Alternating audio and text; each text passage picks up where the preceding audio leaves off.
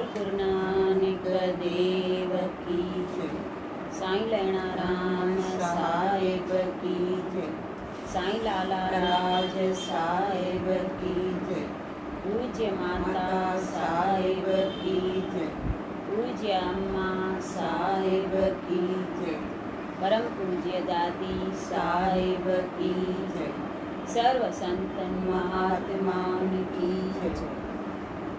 गुरुअ जी प्यारी साध संगत, सभिनी खे ओम शांति।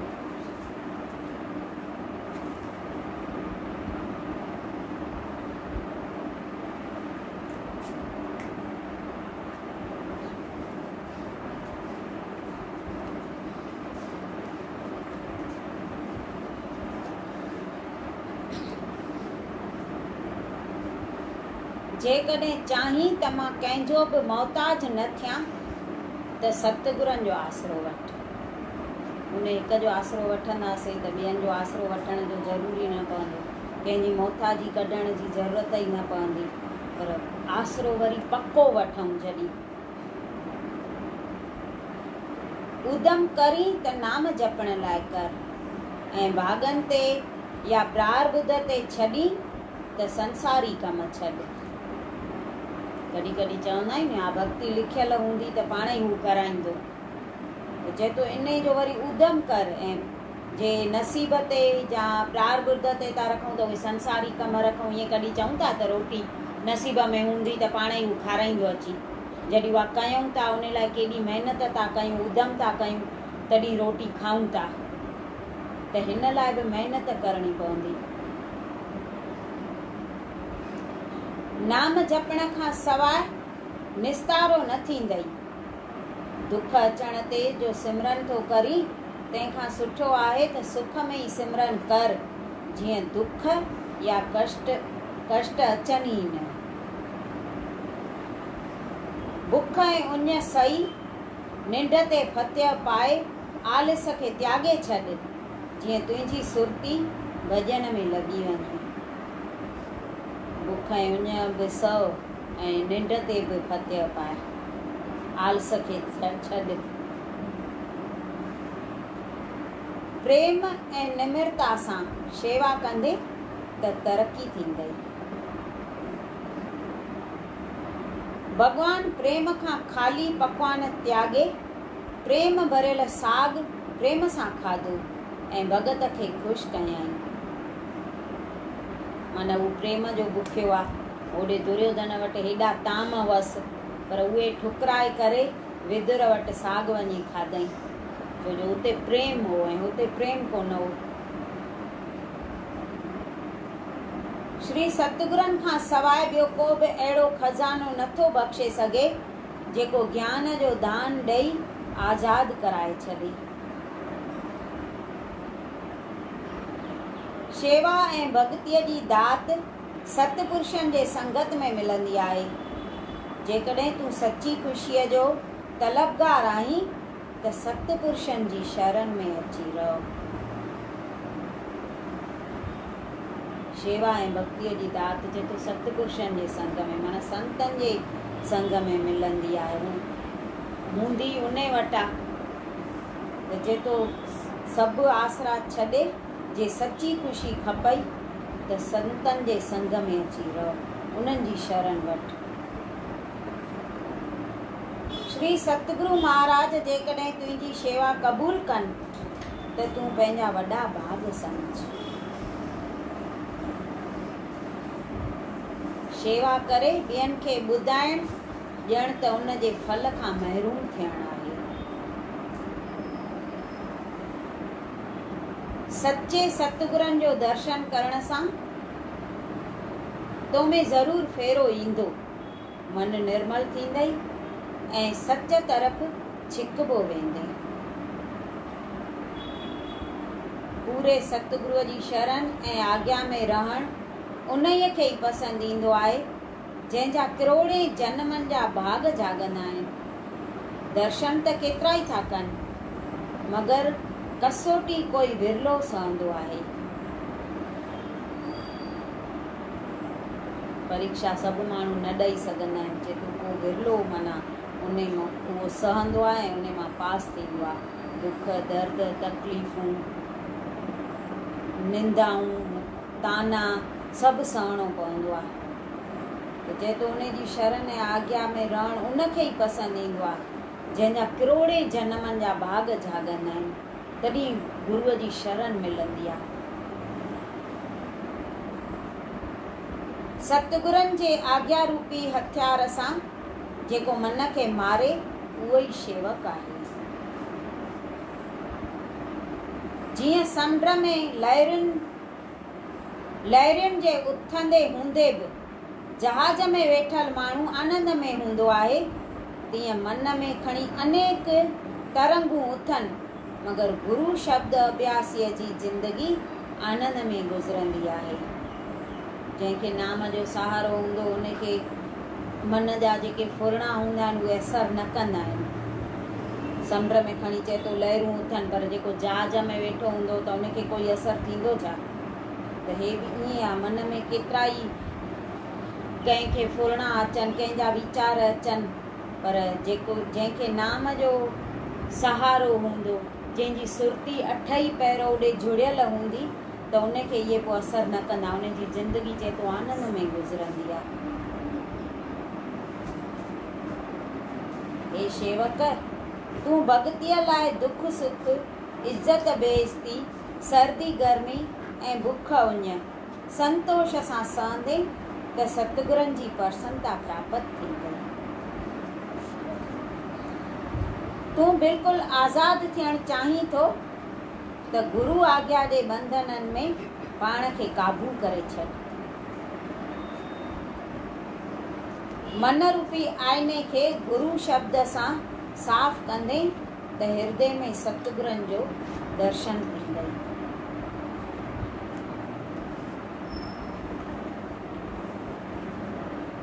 सतगुरु जेकॾहिं ॿाहिरां सख़्तु वर्ताव कंदा आहिनि त अंदरां संदन कृपा जो हथ साण हूंदो आहे। जंहिंजो मन दुनवी पदार्थनि में फाथल आहे सो संसारी आहे, ऐं जंहिंजो मन श्री सतगुरनि जे चरणनि में लॻल आहे उहो संस्कारी आहे। जंहिंजो दुनवी पदार्थनि में फाथल आहे उहो संसारी असां जीअं आहियूं। जंहिंजो गुरु चरणनि में लॻल हुजे मन उहो चए थो संस्कारी आहे। इन खां सुठा संस्कार ॿिया कहिड़ा हूंदा आहिनि। मालिक जे दर तां रिद्धियुनि सिद्धियुनि जी मांग न कर, फ़क़ति सचे सत्संग जी मांग कर, उन मां सभु कुझु पाण ई मिली वेंदई। जेकॾहिं तूं सतगुरनि जी आज्ञा मूजब शेवा में रुधल आहीं त सिमरन पंहिंजो पाण थींदो रहंदो।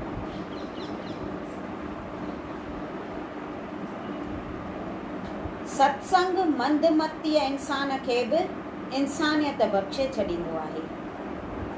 सत्संग एॾो वॾो आहे, जेको मंदमती माना मंद बुद्धीअ वारो इंसान जे बेसमझ हुजे सफ़ा, उनखे बि चए थो इंसानियत बख़्शे छॾींदो आहे। जेको टाइम जो क़दुरु नथो करे उहो ॼण त पंहिंजे बाग़ खे पुठी थो ॾिए। जेकॾहिं मालिक तोखे दुख मोकिले त परेशान न थी ऐं इहा पक सम्झी छॾ त इन्हीअ में बि काई न काई भलाई भरियल हूंदी।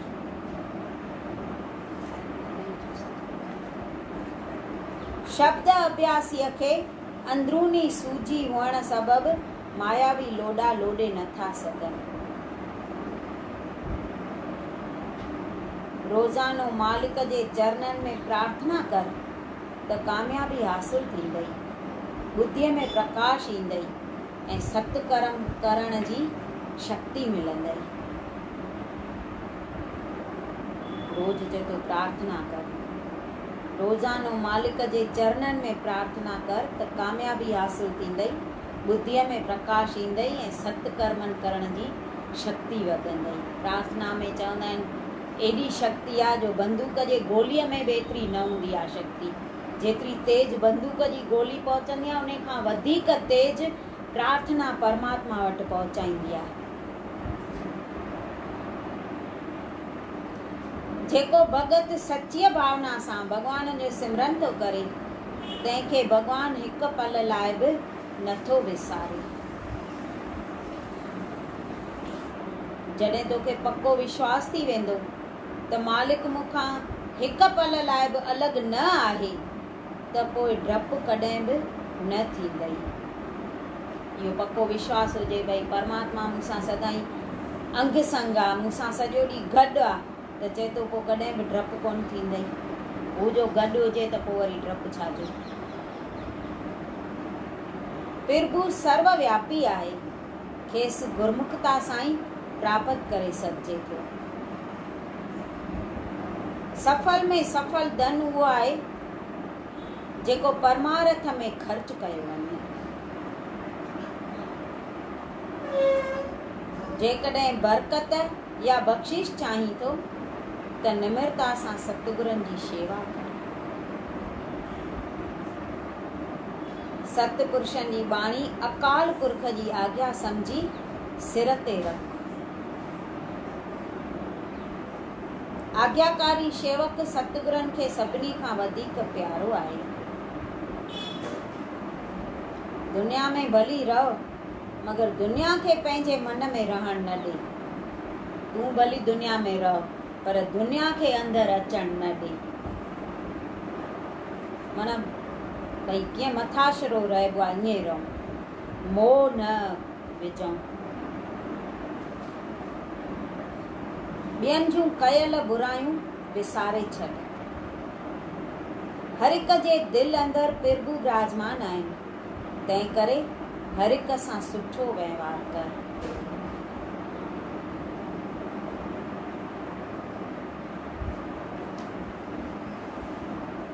गुरु भगत जे लाइ नर्क आहे ई कोन। जेको सचो भगत हूंदो, सचो शेवक हूंदो, गुरूअ जी शेवा कंदो, हुनजी आज्ञा मञींदो, हुन लाइ चए थो नर्क आहे ई कोन। हिकिड़ो सेठ हो,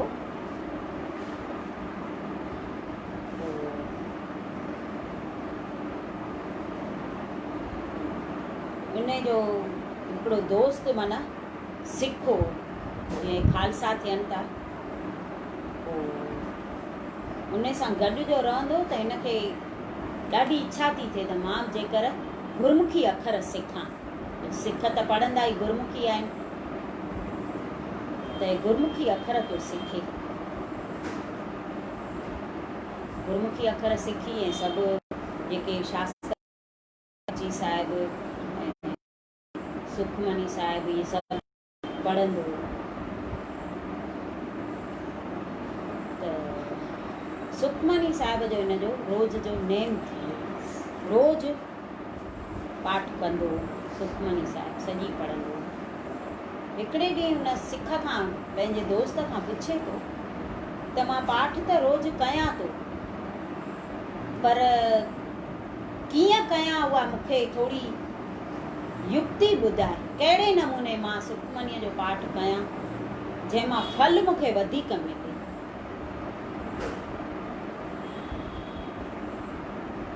त सिख ॿुधाइसि थो त हिकु हंधि वेही आसन विछाए सफ़ाईअ सां, हिकु हंधि वेही ऐं सुखमनी साहिब जो पाठ भई पढ़िजे, विच में ॻाल्हाइजे न, ॿिए पासे ध्यानु न कजे, एकाग्रता सां। भई पाठ त इलाही कंदा आहिनि, पोइ कंहिंखे विच में ॻाल्हाईंदा आहिनि, ऐं कंहिंजो फ़ोन ईंदो त उते निशानी रखी वरी फ़ोन ते ॻाल्हाईंदा। दर खड़कंदो त जिते ईंदनि उते शास्त्र रखी ऐं दर खोलणु वेंदा। पोइ उनजो फल त मिलंदो आहे, छो जो बाणी त पढ़े थो, सुखमनी साहिब सॼी पढ़े थो, फल मिलंदुसि। भई जीअं बाहि ॿरंदी हुजे, उन में काठियूं कीअं बि विझूं, हीअं आस्ते सिधियूं विझूं या हीअं मथां उछलियूं, हू त सड़ी वेंदियूं काठियूं। त बाणी पाण जीअं बि पढ़ूं, असांजे कंहिं न कंहिं पाप खे हू जलाईंदी, पर 10%। ऐं जेको एकाग्रता सां पढ़ंदो न, हिकु चितो थी, त उनखे फल 100% मिलंदो आहे बाणीअ जो। बाणीअ में एॾी शक्ति आहे। हिनखे विश्वास वधंदो वियो ऐं रोज़ु एकांत में वेही ऐं पाठ कंदो, कंहिंसां ॻाल्हाईंदो कोन हो। सनानु करे ऐं पवित्र जॻह भई साफ़ हुजे या आसन बिछाए उते वेहंदो। हिन जो इहो नेम ठही वियो। चङा साल गुज़री वियसि त हिन जो हिकु नौकर हो, रसोइयो हूंदोसि, हिन जी रोटी ठाहींदो। उहो हिकिड़े ॾींहुं बीमार थो पए।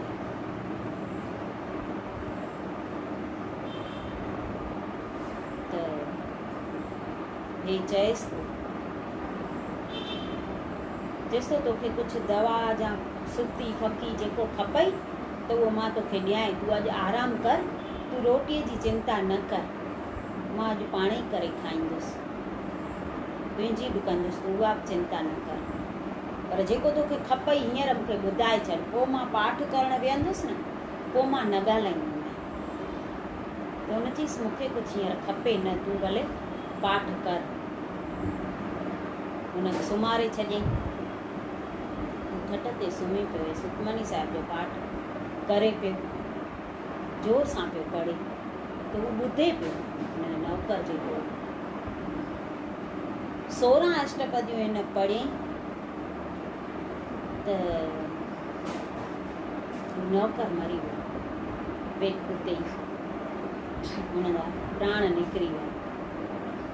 ऐं सेठ खे उहा काई ख़बर न, उहो पढ़े पियो। पाठ जॾहिं पूरो करे उथियो त अचे नौकर वटि, ईअं सॾु थो करेसि त ॾिठई त हे त शांत थी वियो आहे। खट वट सॼी भरी पई हुअसि, हिनखे लूज़ मोशन हुआ ॾाढा। त सेठ हिन जो क्रियाक्रम त सभु कयईं जीअं थींदो आहे। पर सेठ खे मन में इहे थो थिए त हिकु त हे खट ते मरी वियो आहे। अॻे चवंदा भई माण्हू खट ते जेको मरे न त उनजी गति न थींदी आहे। ऐं ॿियो त हे गंदगीअ में वियो आहे त हे पक नर्क में बि वियो हूंदो। ऐं अलाए कहिड़ी जूण मिली हूंदसि, अलाए जिन भूत जी मिली हूंदसि, अलाए छा। हिनखे ॾाढी चिंता थी थिए। हे राति जो सुम्हे थो न त भॻवान खे प्रार्थना करे थो सुम्हे त भॻवान मुंहिंजो हे जेको रसोइयो मरी वियो आहे, अलाए कहिड़ी हुनजी गति थींदी, मूंखे ॾाढी चिंता थी पई आहे त हिन जो छा थींदो। हे वियो ईअं आहे त हे जीअं सुम्हियो, राति जो हिन जो रसोइयो हिनखे निंड में थो अचे। जेसि तो सेठ तोखे मुंहिंजी ॾाढी चिंता हुई न त मूंखे अलाए जिन भूत जी जूण मिलंदी, अलाए मां नर्क में वेंदुसि, अलाए छा। पर मूंखे त सभिनी खां सुठी गति मुंहिंजी थी आहे। तूं जेॾीमहिल सुखमनीअ जो पाठ पियो पढ़े न, मां उहा ॿुधंदे ॿुधंदे प्राण त्याॻिया आहिनि। त उते मां वियुसि त उते धर्मराय चए पियो हे सुखमनी ॿुधंदे ॿुधंदे भई हिन प्राण त्याॻिया आहिनि त हिनखे त मोक्ष गति ॾेई छॾियो। त मूंखे त स्वर्ग खां बि वधीक भई दर्जो मिलियो आहे। तूं चिंता न कर, मां ॾाढो ख़ुशि आहियां। ऐं जेको सभु मिलियो आहे न उहो मूंखे तुंहिंजे करे मिलियो आहे, जो तो मूंखे सुखमनी साहिब जो पाठ ॿुधायो। तूं रोज़ु पढ़ंदो हुअईं, मां बि हिते तुंहिंजे घरु रहंदो हुअसि, पर हूअं खणी जहिड़ी तहिड़ी ॿुधंदो हुअसि, कम में हूंदो हुअसि। पर अॼु त मां जेतिरी तो पढ़ी सॼी मां ॿुधी, जेसि ताईं मुंहिंजा प्राण हुआ। मां 16 ई अष्टपदियूं ॿुधियूं। सेठ जी चिंता त लही वई, पर वरी हेठां ईअं लिखियल हो भई माण्हुनि खे त ईअं थींदो न त इहो त सपनो हो न, कहिड़ी ख़बर त मोक्ष मिलियुसि या न मिलियुसि, इहो त सपने में अची ॿुधाईंसि न हुनखे। पर सपने जूं ॻाल्हियूं बि सचियूं हूंदियूं आहिनि। गुरु चाहे त सपने में जनम सॼो कटे छॾींदो आहे, हिकु जनम न पर 84 कटे छॾींदो आहे। हिकु सिख जी ॻाल्हि लिखियल हुई, हिकिड़ो गुरु गोबिंद सिंह जो सिख हो, ॾाढो पको सिख हो, ॾाढी शेवा टहल सुठे नमूने कंदो। हिकिड़े ॾींहुं अचे तो साहिबनि वटि, चएसि तो बाबा कृपा करे मुंहिंजी 84 कटे छॾियो। साहिब चवनिसि था सुभाणे अचिजांइ। ईंदो त हू रोज़, वरी ॿियो ॾींहुं थियो त वरी तो चएसि त बाबा कृपा करे मुंहिंजी 84 कटे छॾियो। त साहिब चवनिसि था त इहो कमु त मां तुंहिंजो राति जो ई करे छॾियो मैं।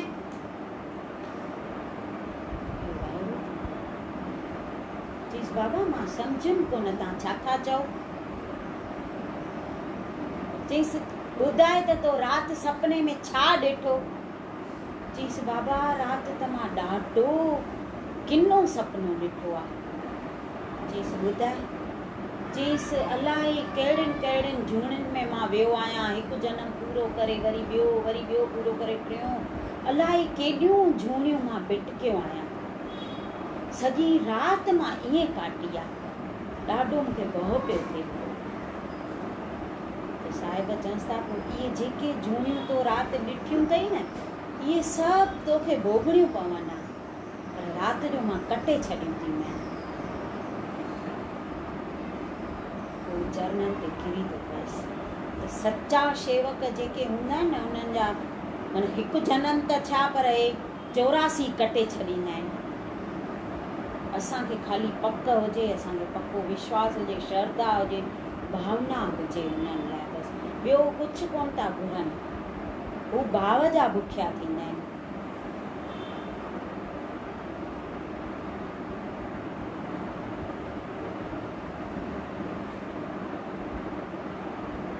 जेकॾहिं लोक परलोक जी इज़त थो चाहीं त गुरु शब्द सां मन खे जीत। सत्संग सां अंधो बि अखियुनि वारो थी पवंदो आहे, याने हुनजे अंदर जूं अखियूं खुली पवंदियूं आहिनि। कुसंग अखियुनि हूंदे बि अंधो बणाए छॾींदो आहे, याने अज्ञान रूपी पर्दो संदसि अखियुनि ते अची वेहंदो आहे। सत्संग में एॾी शक्ति आहे, अंधो बि अखियुनि वारो थी पए ऐं कुसंग अखियुनि हूंदे बि अंधो बणाए छॾे। माना सम्झ खसे वठे त उहो अंधो ई थियो न, कुझु ख़बर न पए त। जेको वक़्तु साध संगत में गुज़रे उहो ई सफल ऐं काराइतो सम्झणु घुरिजे। आलस ऐं बहस मुबाहिसो रूहानी राह में दुश्मन समान आहे। आलस बि न कजे, वरी कंहिंसां बहस बि न कजे। मौत खे सदाई यादि रखणु घुरिजे, मोह ऐं अहंकार न करणु खपे। मन खे सिमरन में, इंद्रियनि खे शेवा में लॻाए रख। मन खे सिमरन में ऐं इंद्रियनि खे शेवा में। मां ऐं कामनाउनि जे ॼार खे टोड़ त आज़ादी प्राप्त थिए। ॿाहिरां समाधि लॻाए विहण ऐं जप तप करणु मगर मन पियो कामनाउनि में भिटके त इहो परमार्थ न आहे।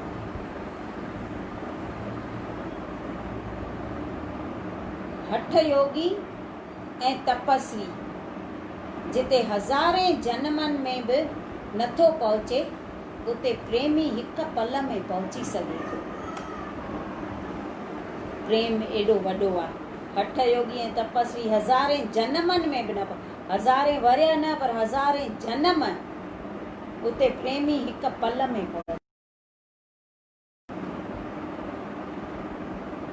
भक्ति करणी अथई त कंहिंसां बि वेर,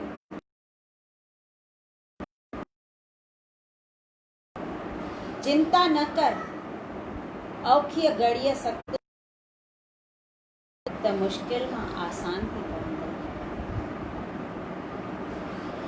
तूं पाण खे अधिकारी बणाए त अधिकार पाण ई अची तुंहिंजो दर खड़काईंदो।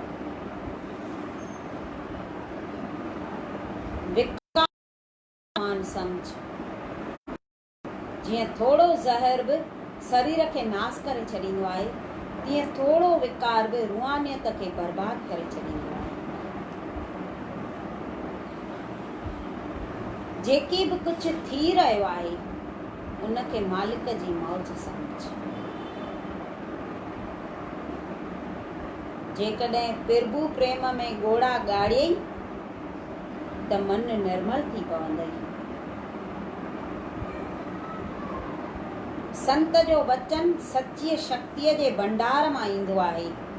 जेको उन वचन खे मञींदो आहे तंहिंमें उहा शक्ति अची वेंदी आहे।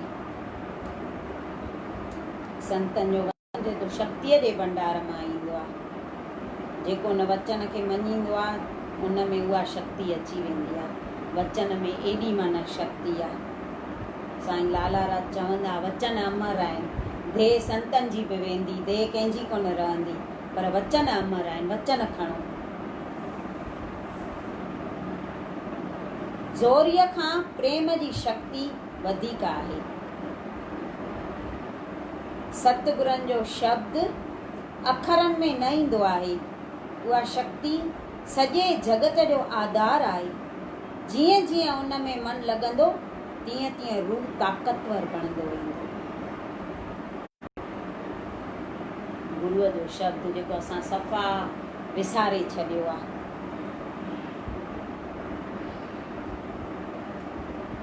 संतनि जी आज्ञा मञण सां तो मथां कृपा थींदी, रुगो वाणीअ पढ़ण सां न। वाणी रुगो पढ़ूं ऐं आज्ञा न मञूं त चए तो कृपा कान थींदई। आज्ञा मञण सां ई कृपा थींदी। सर्दी गर्मी, इज़त बेइज़्ती सही वञ, जीत या हार, ॿिन्ही हालतुनि में ख़ुशि ऐं बेफ़िक्र थी रहो।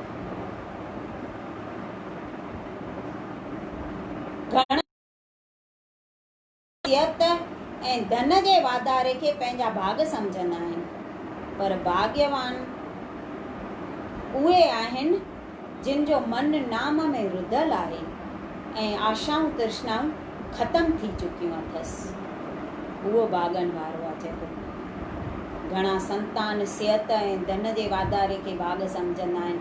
पाण बि ईअं चवंदा आहियूं हिन माईअ खे भई हेॾा पुट अथसि, एॾो धन अथसि, हेॾी शहर में इज़त अथसि, एॾो बंगलो अथसि, कार अथसि। भागनि वारा आहिनि इहे। पर जेको भागनि वारा उहे आहिनि जिन जो मन नाम में रुधल आहे, आशाऊं तृष्णाऊं सभु ख़तम थी चुकियूं हुजनि, उहे आहिनि भागनि वारा। मालिक खे अंग संग ॼाणी बेडरपो थी रहो ऐं कंहिंसां वेर विरोध न रख। नफ़रत खे प्रेम सां जीते सघंदे। तूं पंहिंजो सॼो मन सतगुरु शब्द में लॻाए त कुदरती शक्तियूं तुंहिंजा सभु कम पूरा कंदियूं।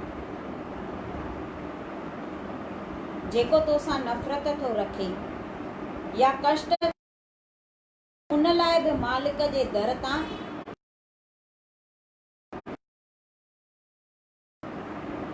जेकॾहिं को बि मुंझियल मसइलो साम्हूं अची वञे त मालिक जे प्यारनि सां मिल त मसइलो हल थी वेंदई। मालिक जा प्यारा बि मालिक जे समान कया अथई। गुरुअ जा जेके शेवक चवंदा आहिनि घुरबाइनि में बि गुरुअ जी सूरत ॾिसणु खपे। प्रभुअ में जेतिरो विश्वास हूंदई ओतिरी सफलता मिलंदई। भरमी माण्हू ईश्वरी कृपा प्राप्त की न करे सघंदा आहिनि। जंहिंखे भरम ऐं संसार हूंदा आहिनि उन्हनि ते कृपा चए थो न थींदी आहे। पल पल में इहो सिमरन कर त मालिक मूंसां साण आहे। इंसान खां घुरण छॾे मालिक खां घुर कर ऐं खेसि हितकारी सम्झी संदसि चरणनि में इहा ई प्रार्थना कर त मूं लाइ जेकी ठीकु हुजे सो ॾे। पंहिंजे मर्ज़ीअ सां बि न घुरूं, जेको पाण खे खपे उहो बि न घुरूं, जेको मुंहिंजे लाइ ठीकु हुजे उहो ॾे। ॿुध वधीक मगर ॻाल्हाए घटि। मार्ग में कदम त अटल इरादो। जीअं जिस्मानी रोग खां छुटण लाइ डॉक्टर जो सहारो वठणो पवंदो आहे, तीअं रूहानी दुख खां छुटकारो प्राप्त करण लाइ पाण खे पूरे सतगुरु देव जे अर्पण करणो पवंदो आहे। शरीर में दुख थींदो त डॉक्टर वटि वेंदासीं नी, तीअं चए थो रूहानी दुख खां छुटकारो प्राप्त करणो हुजे त गुरूअ वटि वञणो पवंदो आहे। उहे रूहानी राह जा डॉक्टर आहिनि, हू जिस्मानी डॉक्टर आहिनि, हे रूहानी डॉक्टर आहिनि। जीअं सूरज जे साम्हूं ऊंदहि बीह न सघंदी आहे, तीअं विश्वास जे अॻियां डपु नथो बीह सघे। जेकॾहिं तूं भक्ति मार्ग में हलंदे हूंदे किन कष्टनि मां लंघे रहियो आहीं त इहा पक ॼाण त इहो रस्तो परम सुख ॾांहुं वेंदड़ आहे। हिन राह में कष्ट इहे त ईंदा ई, पर चए थो पोइ इहो वरी पक रख, विश्वास रख त हे रस्तो परम सुख ॾे वेंदो आहे। पर सही वञूं असां, जेके बचन दुख तकलीफ़ूं उहे सहूं। श्री सतगुरनि जो ध्यानु कंदे त रस्तो साफ़ थी वेंदई, वक़्तु अचण ते मदद मिलंदई। तो खणी केतिरा बि पाप कर्म कया हुजनि, पर जेकॾहिं दिलियां माफ़ी वठंदे ऐं आईंदड़ लाइ उन कुकर्मनि खां पासो कंदे त प्रभुअ दर पक सां बख़्शियो वेंदे। माफ़ी त वठूं पर वरी न कयूं, उहे चए थो उन्हनि खां पोइ माॻे परे थी वञूं त हू माफ़ कंदो। जेका तुंहिंजी आदत तोखे पसंदि न आहे तंहिंखे फेरे में आणण लाइ दिलि सां श्री चरणनि में प्रार्थना कर। दुखनि खे ॾिसी घबराए न, मालिक तरफ़ां केतिरा ई सुख मिलियल अथई, उन्हनि खे यादि करे संदसि थोराए थो रहो। मालिक तोखे जोत सां भरपूर अखियूं ॾिनियूं, ॼिभ कन हथ ऐं पेर ॾिना आहिनि, अन्न मेवो ऐं सब्जियूं वग़ैरह अनेक सहूलियतूं ॾिनियूं आहिनि। इहे सभु भलायूं यादि करे संदसि थोरो मन, उहे यादि कंदासीं त जेके थोरा दुख हूंदा उहे पोइ विसरी वेंदा आहिनि। सुख त ॾाढा ॾिना अथई, छा न ॾिनो अथई असांखे, पर असां उहे शुक्राना कोन ॻाईंदासीं। जेको न मिलंदो नी उन जी शिकायत जल्दी कंदासीं। अंदरियों आनंद वठण थो चाहीं, रूप मालिक में लीन थी वञ ऐं पंहिंजे मन जा सभु ख़्याल संदन मौज में मिलाए छॾ। पंहिंजे अंदर मां बुराइनि खे धिके कढण लाइ हर रोज़ मालिक दर दिलियां प्रार्थना कर। सतगुरनि जो शब्द अहिड़ी त पोशाक आहे जंहिंमां को बि कष्ट अंदर लंघे न सघंदो। गुरु शब्द अहिड़ी पोशाक आहे जंहिंमां को बि कष्ट अंदर लंघे न सघंदो, माना अंदर मन जे अंदर असांखे उहो छुअंदो कोन। सतगुरु शब्द जो अभ्यास तुंहिंजी आत्मा जो भोजन आहे। जीअं जीअं शब्द तीअं तीअं आत्मा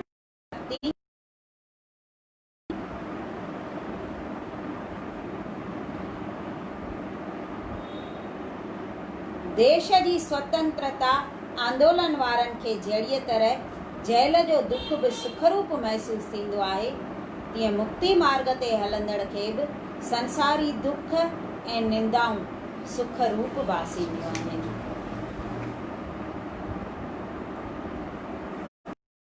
आज़ादीअ लाइ लड़नि पिया तॾहिं केॾा त जेल में विया न महात्मा गांधी सर, उन्हनि खे उहो सुख महसूस पियो थिए, हेॾो दुख बि जेल में बि ख़ुशीअ सां विया।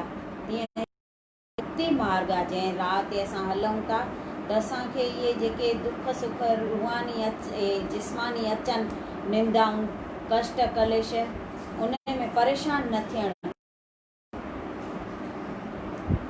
जेकॾहिं निंदा था कनि ऐं उन मां तोखे दुख थो मिले त घबराइणु न खपे, सत मार्ग छॾणु न खपे, छाकाणि त नेठि जय सच जी थींदी आहे।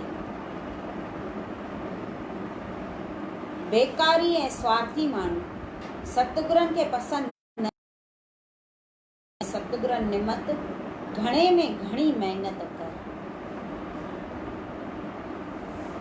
संत सतगुरनि जी कृपा सां जन्म जन्मांतरनि जो पापी बि भव सागर खां पार थी सघे थो, जे हू कृपा करे त। संत कृपाल कृपा जे करे, नानक संत संग निंदक बि करे। हे बि तो चए जन्म जन्मांतरनि जो पापी हुजे त बि हुन जी कृपा सां तरी थो वञे। हथनि ऐं पेरनि यानी शरीर सां कमाए खा, जिस्म लाइ भीख मंगण खां त मरण बहितर आहे। सतगुरु जीअं कनि तीअं तूं, बल्कि तोखे जेका आज्ञा कनि तीअं कर। गुरु नानक हिकु दफ़ो बाले मर्दाने सां गॾु वञनि पिया, पोइ नंदी पार करणी आहिनि दरिया मां, त मर्दानो तो चएसि त बाबा हिन मां कीअं हलंदासीं? त साहिब चवनि था मर्दाना तूं वाहेगुरु वाहेगुरु चवंदो हलंदो हल। ॿई ॼणा चवंदा पिया वञनि वाहेगुरु, बालो ऐं मर्दानो। विच दरिया में आया त मर्दानो ॾिसे त साहिब पाण सतनाम सतनाम था चवनि ऐं असांखे चवनि था वाहेगुरु वाहेगुरु चओ। त वाहेगुरु छॾे ऐं सतनाम सतनाम चवणु लॻो त ॿुॾे पियो, त रड़ियूं पियो करे बाबा मां ॿुॾां थो ॿुॾां थो। त साहिब चवनि था त वाहेगुरु चवणु छॾे ई छा? चईंसि हा बाबा तव्हांजो सतनाम पिया चओ त मां बि सतनाम पियो चवां। त साहिब चवनि था जेको मां कयां उहो न कर, जेको मां चवां उहो कर। पोइ वरी साॻियो वाहेगुरु वाहेगुरु चई त पार पहुची विया। हे बि ईअं थो चए सतगुरु बल्कि तोखे जेका आज्ञा कनि तीअं कर। सतगुरु शरण में आयल जो गुनाह माफ़ कंदा आहिनि। असां हुन जी शरण वठूं त उहे असांजा बि सभु गुनाह माफ़ करे छॾींदा। बोल सतगुरु देव भगवान की।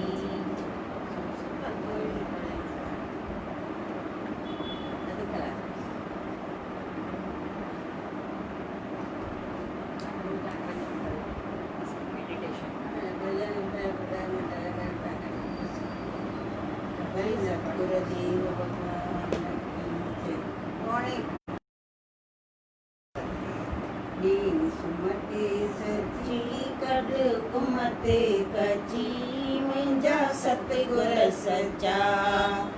ओ मुंहिंजा मालिक मिठा वे सुमते सची कढ कुमते कची मुंहिंजा सतगुर सचा। ओ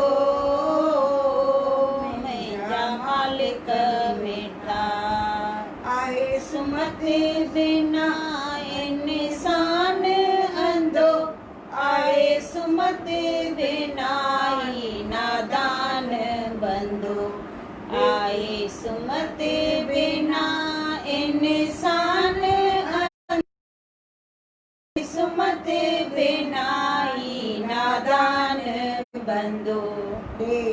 पिताई मुंहिंजी कट तूं दुआई मुंहिंजा सतगुर सचा। ओ